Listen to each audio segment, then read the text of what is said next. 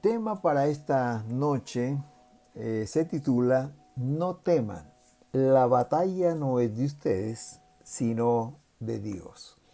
Y está basado en un verso en Segunda de Crónicas, capítulo 20, el versículo 15, que dice: El Señor dice, no teman, no se paralicen de miedo ante este enorme ejército, porque la batalla no es de ustedes, sino de Dios. Es muy interesante porque la frase no temas se encuentra muchas veces en la palabra de Dios. Algunos dicen que se encuentra o se repite 365 veces en toda la Biblia. Eso quiere decir que hay un no temas para cada día de nosotros. El Señor le dijo no temas a Abraham, no le dijo no temas a Isaac, a Daniel, a Josafat, a Zacarías, a José, a María, a Pablo, en tiempos muy difíciles, en tiempos muy críticos que ellos tuvieron que enfrentar. El Señor le dijo no temas, no temas. Hermanos queridos, cuando estamos pasando alguna situación difícil y alguien nos dice no temas, nos da ánimo, nos da aliento, nos levanta. Pero, hermanos, cuando es Dios quien nos dice no temas, eso no tiene comparación. Porque sabes que lo dice Dios y Dios es todopoderoso. Nada hay imposible para Él. Y no solamente Él es todopoderoso, sino que Él es omnisciente también. Y Él se sabe todo. Él sabe por la situación que estamos pasando. Y la Biblia dice que Él es omnipresente también. Y Él está en todo lugar. Y sin duda está con nosotros también cuando estamos pasando tiempos difíciles. Hay una historia en la palabra que me encanta y cada vez que la leo trae nuevo ánimo, nuevas fuerzas a mi vida, y es la historia de Josafat. Su historia se relata en Segunda de Crónicas, los capítulos 17 al 20. En esta noche estaremos haciendo referencias a algunos versos del capítulo 17 y luego también en el capítulo 20. Es muy interesante porque en el capítulo 17 la palabra nos da algunas referencias acerca de quién era Josafat y también nos habla un poquitito acerca de su reinado. Él fue rey de Israel. Dice el versículo 3 del capítulo 17, segunda de Crónicas, que Jehová estaba con Josafat. Es decir, que Josafat conocía a Dios y Dios estaba con él. Eso es hermoso. La presencia de Dios estaba sobre este rey. Dice el versículo 4 que buscó al Dios de su padre y anduvo en sus mandamientos. ¿Qué significa esto? Que él era temeroso de Dios. Dios estaba con él porque él le buscaba, porque él anduvo en los mandamientos del Señor. Él procuró cumplir los mandamientos de Dios. Versículo 6 da otra descripción preciosa de él. Dice que se animó su corazón en los caminos de Jehová. Es decir, él disfrutaba caminar con Dios. No era algo pesado, no era algo que hacía obligado, sino era algo que él disfrutaba. Su corazón se animaba cuando él sabía que estaba en los caminos de Dios. El versículo 6 también dice algo que él hizo que agradó a Dios, es decir, quitó los ídolos de los lugares de adoración, de las imágenes de acera, todo eso lo botó para buscar al Dios verdadero.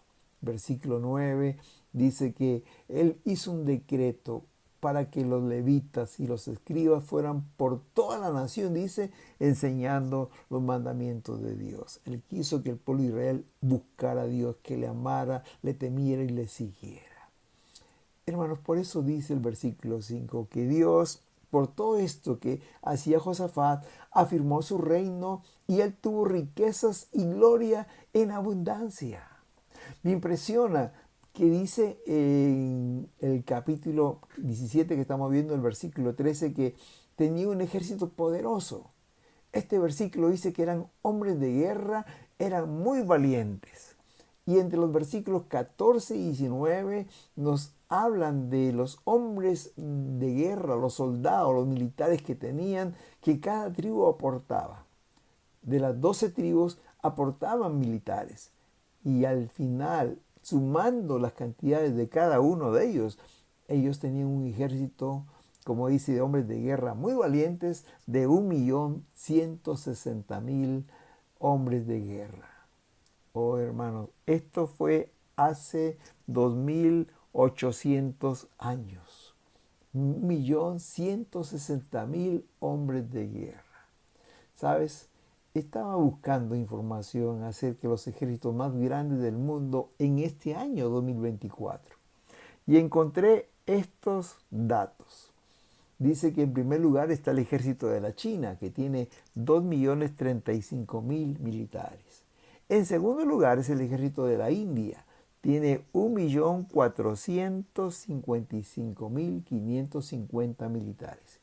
En tercer lugar está el ejército de Estados Unidos, con 1.328.000 militares. En cuarto lugar, Corea del Norte, con 1.320.000 soldados. Y en quinto lugar, Rusia, 1.320.000. Eso es hoy, en el año 2024. Esta información es reciente.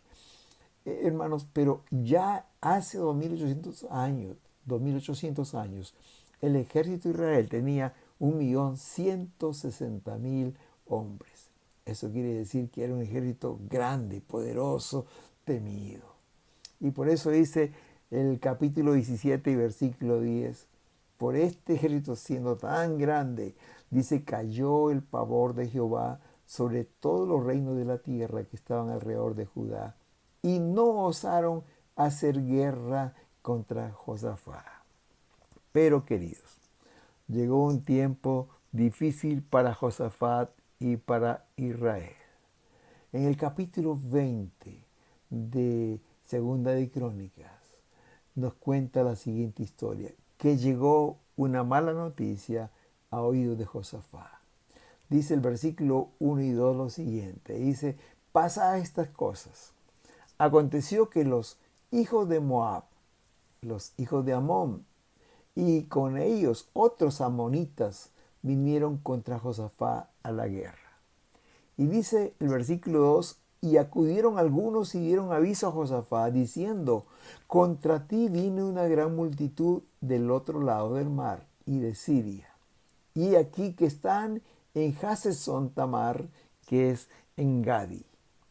Hermanos, la noticia que recibió y que menos esperaba Josafat era que una gran multitud, un ejército mucho más grande que él, el que tenía Josafat. No dice cuántos, pero sin duda eran mucho más de 1.300.000 soldados, 300.000 soldados. Hermanos, se habían juntado. Habían juntado por lo menos tres reinos para venir contra el ejército de Israel. El ataque era inminente. No hice cuánto tiempo habían tramado este ataque, pero lo que sí podemos intuir es que les había tomado tiempo. Habían planificado esto y vinieron y le dijeron, ya están en Gadi, muy cerca. Y solo había que esperar el momento en que se realizara este ataque. Cuando estaba pensando en esta amenaza de parte de estos ejércitos contra Israel, mi mente viajó rápidamente 39 años atrás y pensé en la peor tragedia que ha vivido Colombia en toda su historia, la destrucción de la ciudad de Armero. Y justo en estos días estábamos celebrando los 39 años de esta tragedia, en la cual el volcán, el Nevado de Ruiz, tuvo una erupción y murieron 25.000 colombianos. Toda la ciudad desapareció. Recordando este evento, el diario El Colombiano de hoy, 14 de noviembre, dice lo siguiente. El 13 de noviembre de 1985. Las horas previas a la tragedia, dice, fueron inquietantes. A las 4 de la tarde, la caída de ceniza, porque el volcán ya estaba activo, dice, comenzó a cubrir la ciudad. A las 6 de la tarde, una ligera llovizna comenzó a caer sobre Armero, lo que era ya el presagio de lo que vendría más adelante. A las 7 de la noche, la Cruz Roja regional empezó a considerar una posible evacuación, 7 de la noche. Pero la falta de respuesta del gobierno central, junto con la demora de las decisiones, fueron factores que contribuyeron a la magnitud de la tragedia. La erupción del volcán ocurrió a las 9:29 de la noche y en ese mismo instante comenzó el deshielo de la corona de hielo de la montaña. Esto dio paso a una avalancha de agua, lodo, rocas y escombros que descendió rápidamente, que inundaron todo a su paso. Y a las 11:30 de la noche, el lodo y las piedras arrasaron a Romero, dejando el pueblo irreconocible. El pueblo desapareció bajo una capa de escombros y miles de personas, 25,000 personas, fueron sepultadas, mientras que muchas de ellas estaban durmiendo. Oh, hermanos queridos, puedo imaginar el miedo que se apoderó de la población de la ciudad el 13 de noviembre, cuando a las 9:29 comenzó el deshielo de la montaña y se vino esta avalancha de lodo y de rocas. Pero ya era muy tarde y ya no había tiempo para huir, ya no había tiempo para correr, no había, era de noche, estaba todo oscuro. Imagino, queridos, la sensación de estas personas, pero puedo imaginar también la sensación que sintió Josafat y los pobladores de Israel cuando fueron amenazados por estos ejércitos. No había mucho para hacer. Pero ¿cuál fue la reacción de Josafat? Capítulo 20, versículos 3 nos cuenta lo que sintió este rey, este hombre temeroso de Dios. Versículo 3 dice, entonces él tuvo temor. Josafat sintió temor. La primera reacción de Josafat fue el temor. Tuvo miedo. Josafat conocía bien a los pueblos vecinos. Conocía que eran enemigos del pueblo de Dios. Y también sabía que juntos eran invencibles. Era un ejército tan numeroso que Josafat tuvo miedo. El versículo 12 del capítulo 20, segunda de Crónicas, expresa cómo se sentía. Él dijo, porque en nosotros no hay fuerza contra tan grande multitud que viene contra nosotros y no sabemos qué hacer. Había desesperación, había temor.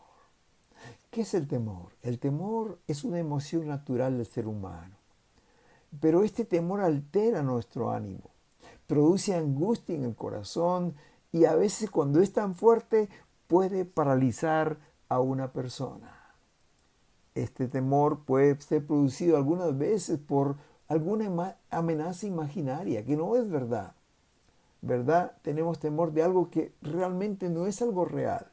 Pero muchas veces, como en este caso de Josafat, había una amenaza real que producía este temor.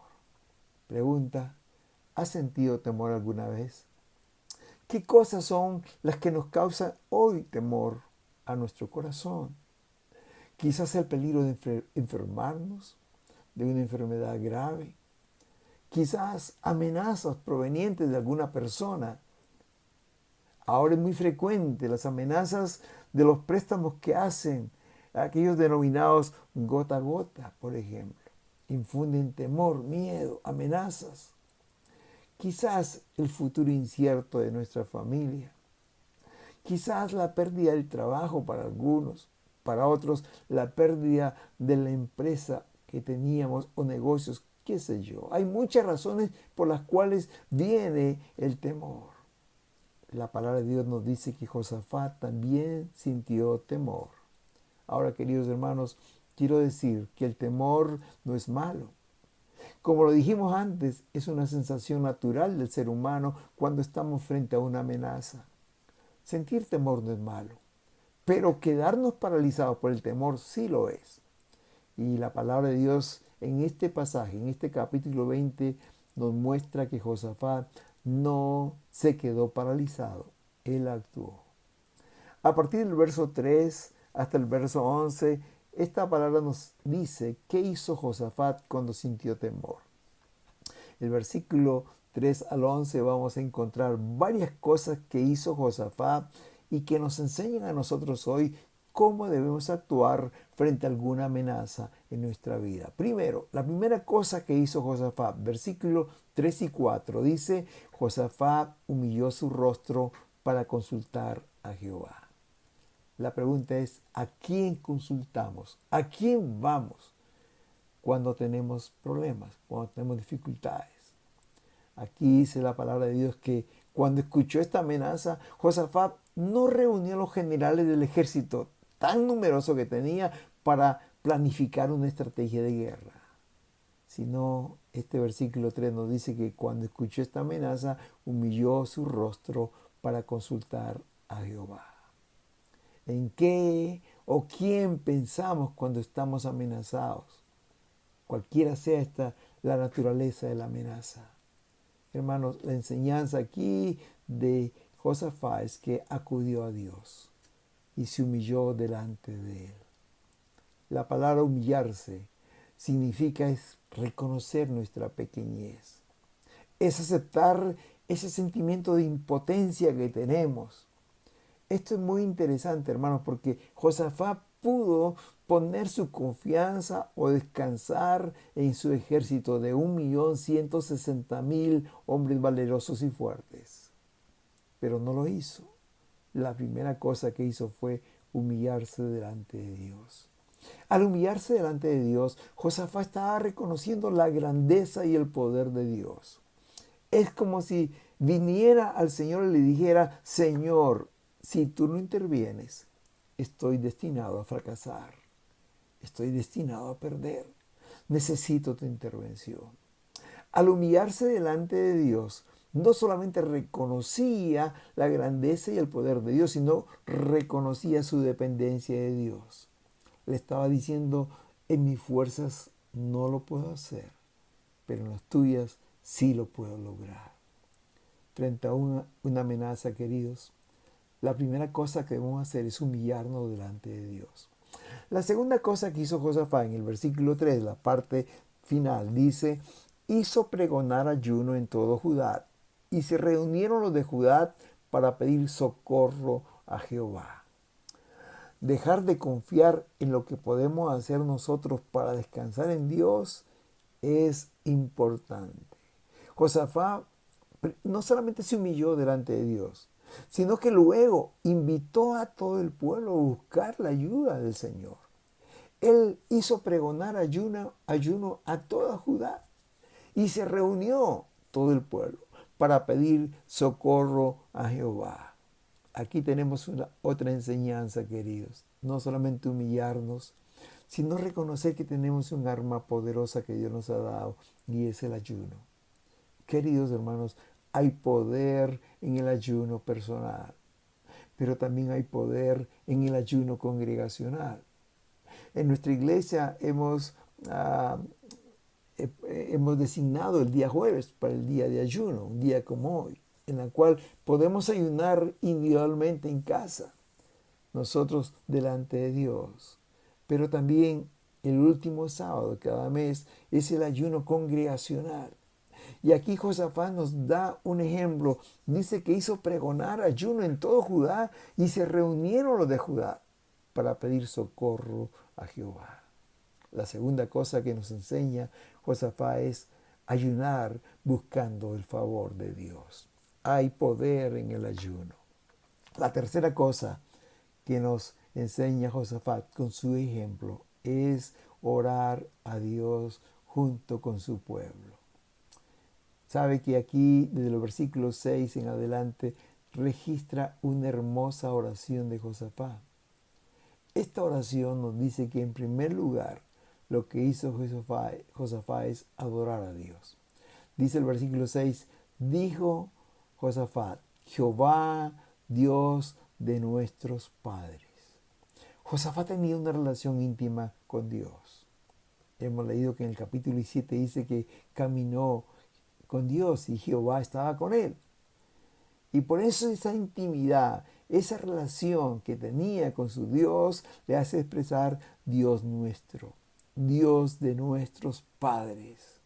Aunque el problema era muy grande, Josafat empieza adorando a Dios. Le empieza diciendo, por ejemplo, esto. Le dice, tú estás en los cielos. Tú dominas sobre todos los reinos y las naciones. Tú eres poderoso. No hay quien quede en pie delante de ti. Le dice, tú venciste a los enemigos del pueblo de Israel y le diste esta tierra a los descendientes de Abraham, tu amigo para siempre. ¿Qué es lo que está haciendo aquí Josafat? Es adorando a Dios. Tú eres todopoderoso, no hay nadie que se enfrente a ti y tú haces lo que tú deseas. Tú eres soberano. Le diste esta tierra a los descendientes de Abraham. Linda enseñanza de Josafat. Queridos, no empezó su oración con peticiones, no. Empezó adorando a Dios. Y adorar a Dios es exaltar sus virtudes. Es acercarse a Él por lo que Él es, no tanto por lo que Él puede hacer.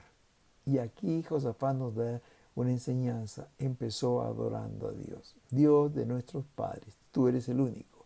Tú estás en los cielos. No hay nadie que quede en pie delante de ti. Y tú haces lo que tú deseas. Tú eres soberano. Tú eres todopoderoso. Tú eres Dios. Hermanos, cada vez que nos acerquemos a Dios, debemos adorarle por lo que Él es. No debemos empezar con las peticiones de una vez, sino adorando a Dios. Pero en segundo lugar, lo que nos enseña Josafat con su oración es que él conocía bien a Dios y sabía en dónde podía encontrar ayuda. Por eso él fue a Dios. Y en medio de su oración, Josafat recordó las promesas de Dios. Miren lo que dice el versículo 9. Si mal viniere sobre nosotros, dijo Josafat, nos presentaremos delante de la casa de Dios y a causa de nuestras tribulaciones clamaremos a ti y tú nos oirás y salvarás. Esto demuestra que Josafat conocía las promesas de Dios. Dios les había dicho, clama a mí y yo te responderé. Y te enseñaré cosas grandes y ocultas que tú no conoces. Y por eso Él dice, aquí estamos en tu casa, en la casa de Dios, clamando a ti, tú nos oirás y tú nos salvarás. Qué confianza que tenía Josafat en Dios. ¿Sabes, querido? ¿Sabes lo que nos enseña esto? Que es muy importante conocer las promesas de Dios. Es importante conocer a Dios y lo que Él tiene en su corazón. Y aún en nuestras oraciones podemos, como hizo Josafat, incluir las promesas de Dios. Me encanta cómo cada martes y miércoles en la madrugada, cuando los hermanos oran, antes de empezar leen uno o más versículos de la palabra. Y en su mayoría estos versos son promesas de Dios. Es recordar en medio de nuestras oraciones las promesas que Dios nos ha dado, que son muchas. Sabes, querido, el Señor es fiel. Las promesas del Señor son fieles y se cumplen tal como Él lo ha dicho. Después de adorar a Dios, de exaltar sus virtudes, después de adorar a Dios diciéndole, Señor, tu promesa dice tal cosa, recién Josafat le presenta sus necesidades. Versículo 10 al 12, Josafat expone su gran necesidad, sus temores, aún sus limitaciones. Y estos dos versos dicen lo siguiente. Verso 10 le dice, ahora pues he aquí nuestros enemigos. Oh Dios nuestro, ayúdanos, porque en nosotros no hay fuerzas contra tan grande multitud que viene contra nosotros. No sabemos qué hacer, por eso a ti volvemos nuestros ojos. ¿Sabe lo que hace Josafat? Derrama su corazón delante de Dios. Él es honesto. Él le dice cómo se siente. Le expone a Dios su impotencia. Le dice, no sabemos qué hacer. Ellos son tan grandes. Nosotros no podemos enfrentarlos. No hay fuerza para enfrentarlos. Y por eso a ti volvemos nuestros ojos. Pregunta, querido, ¿qué hacemos cuando estamos en dificultades? Vayamos a Dios y digámosle exactamente cómo nos sentimos. El Señor nos entiende. Humillémonos delante de Él. Oremos, ayunemos, busquemos a Dios con todo nuestro corazón, que Él entiende cómo nos sentimos. ¿Cuál fue la respuesta de Dios frente a esta petición, a esta derramar su vida delante del Señor de Josafat y el pueblo de Israel? Dicen los versículos 14 al 19 que Dios usó un levita para darle la respuesta a Josafat. Dice el versículo 14, y estaba allí un levita sobre el cual vino el Espíritu de Jehová en medio de la reunión. Y versículo 15 dice que el levita dijo lo siguiente: oíd Judá todo, y vosotros moradores de Jerusalén, y tú rey Josafat, Jehová os dice así: no temáis, ni os amedrentéis delante de esta multitud tan grande, porque no es vuestra la guerra, sino de Dios. Qué tremenda respuesta de Dios. No temáis, yo estaré con vosotros. No temáis, esta guerra no es vuestra, esta guerra es de Dios. Oh, hermanos, me encanta cómo 2 veces le dice no temáis, no temáis. Versículo 15 dice: no temáis ni os amedrentéis delante de esta multitud tan grande. Y el versículo 17 le dice: no temáis ni desmayéis. Hermanos queridos, pero uno sigue leyendo y uno va a encontrar que no solamente le dice que no deberían sentir temor, sino por qué no deberían sentir temor. Y esto es lo más interesante. Aun si el enemigo está muy cerca, aun si ellos son más numerosos que nosotros, la respuesta le dice en el versículo 15: porque no es vuestra la guerra, sino de Dios. En otras palabras, ustedes no necesitan pelear, Dios peleará por ustedes. Oh, queridos, yo imagino el descanso que vino al corazón de Josafat y de todo el pueblo, por supuesto, que estaba reunido ahí en el templo. Pero Dios les dijo algo más. No solamente les dijo que no teman, que Dios iba a pelear por ellos, sino que les dio una estrategia que deberían tener para lograr esta victoria. Y esto está en los versículos 16 y 17, que dice así: mañana descenderéis contra ellos y los hallaréis junto al arroyo antes del desierto. No habrá que peleéis vosotros en este caso. Paraos, estad quietos y ve la salvación de Jehová con vosotros. Oh Judá y Jerusalén, no temáis ni desmayéis. Salid mañana contra ellos, porque Jehová estará con vosotros. Muy interesante. 2 veces aquí le dice la palabra del Señor: mañana descenderéis contra ellos, dice el versículo 16. Y el versículo 17, la parte final, dice: salid mañana contra ellos. Había algo que hacer de parte del pueblo de Israel, del ejército de Israel. Salir. Y hermanos, para salir habría que ser valiente, porque aún ellos no habían visto la victoria. Estaban creyendo en Dios, por supuesto, pero había que salir. Pero también les dice 2 cosas. Mire, no hay necesidad que ustedes peleen. Ustedes van a salir y van a estar cerca de ellos, pero luego tienen que pararse, tienen que estar quietos y van a ver que la salvación viene de Jehová. Por eso les digo, no teman, no desmayen. Oh, queridos, qué hermosa promesa. Cuando uno piensa en esta estrategia, queridos, realmente no es muy lógica. Quizás aún no tiene sentido, pero recuerda esto, querido. Dios es Dios y Dios no está sometido a una lógica humana. Dios va a usar los medios más increíbles para lograr sus propósitos. Es la forma que Dios actúa. ¿Cuál fue la actitud de Josafat cuando escuchó esta respuesta? Versículo 18 dice: entonces Josafat, otra vez, se inclinó rostro a tierra. Y asimismo todo el pueblo y los moradores de Jerusalén se postraron delante de Jehová y adoraron a Jehová. Me encanta esta enseñanza, queridos. Él, cuando vino Josafat y el pueblo vinieron a la búsqueda de ayuda de Dios, se postraron, se humillaron, adoraron. Y cuando Dios le dio la respuesta, igualmente adoraron a Dios. Todos adoraron a Dios. Todos se postraron y le dieron gracias a Dios antes de la victoria. ¿Saben lo que pasó, queridos? El pueblo creyó a Dios. Y ahora había que actuar. Hermanos, si creemos en las promesas de Dios, nuestra fe tiene que ponerse en acción. Tenemos que actuar creyendo que Dios se va a glorificar. Le creyeron a Dios. Porque a la mañana siguiente, el versículo 19 dice que se levantaron los levitas de los hijos de Coat y de los hijos de Coré para alabar a Jehová, el Dios de Israel, con fuerte y alta voz. Y antes de salir a la guerra, empezaron a cantar al Señor. Esto significa confianza, dependencia a Dios. El Señor les había dicho, mía es la guerra. Esta batalla es mía. Ustedes no necesitan pelear.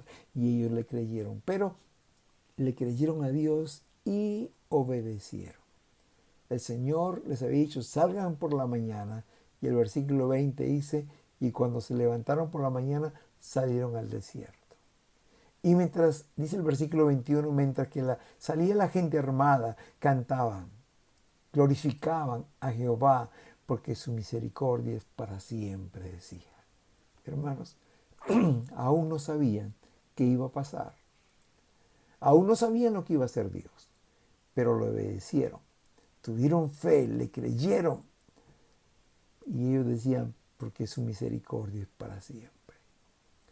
Pregunta, ¿crees en las promesas que Dios da? ¿Obedeces al Señor cuando en medio de la dificultad te dice, haz tal cosa? Yo estoy contigo. Yo voy delante de ti.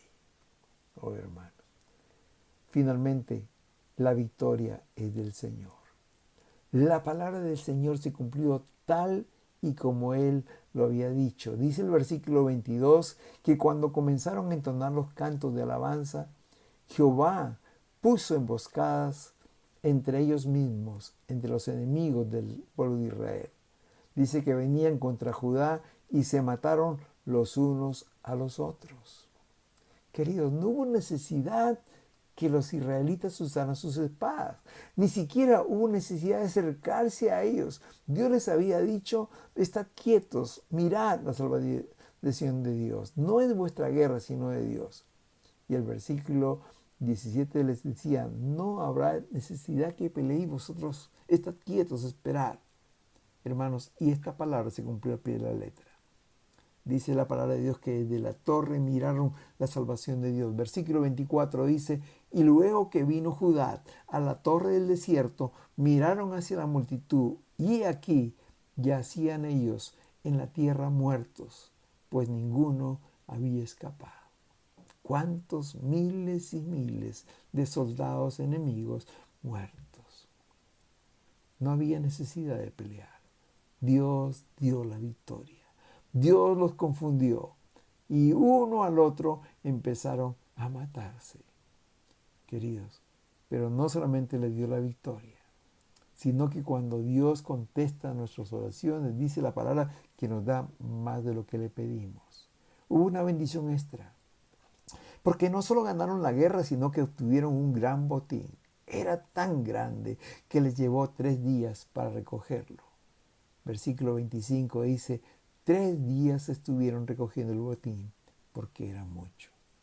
Y finalmente, hermanos, después de haber ganado la victoria y de haber recogido este botín, ¿qué es lo que hicieron?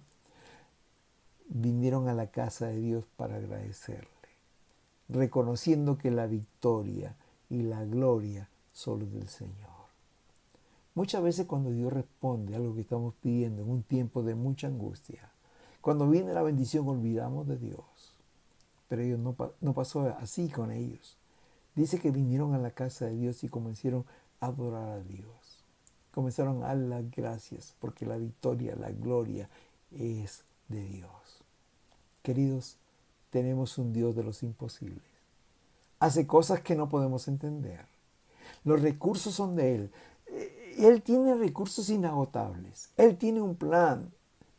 Nosotros debemos solo creerle y obedecerle.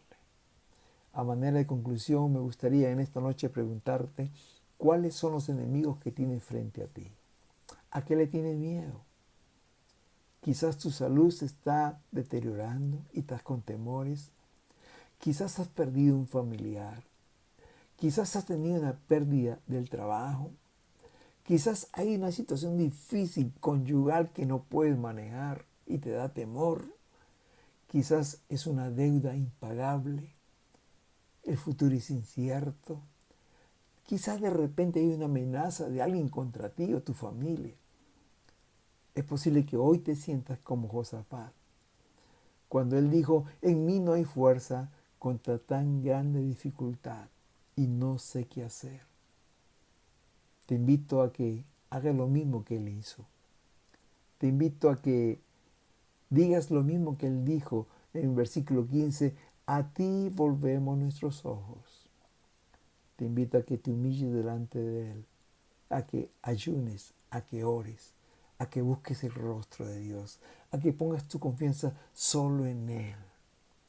En este día también Dios te dice a ti y a mí, no temas, no desmayes, mía es la guerra, yo pelearé por ti, mía es la salvación que viene solo de Él.